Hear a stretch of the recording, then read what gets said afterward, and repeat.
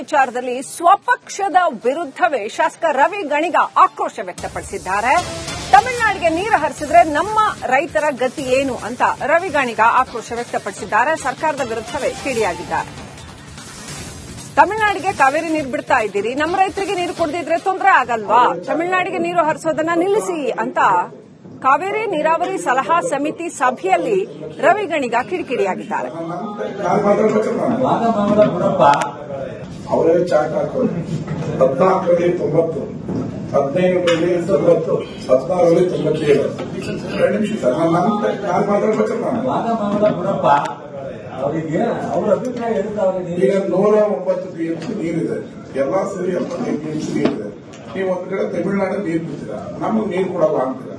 ನಮಗೂ ನೀರು ಕೊಟ್ಟಿಲ್ಲ ಅಂದ್ರೆ ನಾವು ಓಡಾಡ್ಬೋದು. ಅವ್ರ ಕಡೆ ಸುಪ್ರೀಂ ಕೋರ್ಟ್ ಕತೆ ಹೇಳಿ ಅವ್ರಿಗೆ ದಿನ ನಮ್ಮ ಹತ್ರ ಡ್ಯಾಮಲ್ಲಿ ಅವ್ರು ನೀರು ಕೊಡೋದು, ನಮ್ಮ ರೈತರಿಗೆ ಬೆಳೆ ನೀರು ಕೊಡೋದು ಅಂದ್ರೆ ಬಹಳ ಗಂಭೀರ ಸ್ಥಿತಿ ಆಗುತ್ತೆ.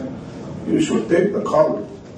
ತಮಿಳುನಾಡಿಗೆ ಸ್ಟಾಪ್ ಮಾಡಿ, ಇಲ್ಲ ನಮಗೆ ನೀರು ಕೊಡಿ, ಇಲ್ಲ ಅಧಿವೇಶನ ಕರೆದು ನಾವ್ ಹತ್ರ ನೀರು ಇಲ್ಲವೇ ಇಲ್ಲ.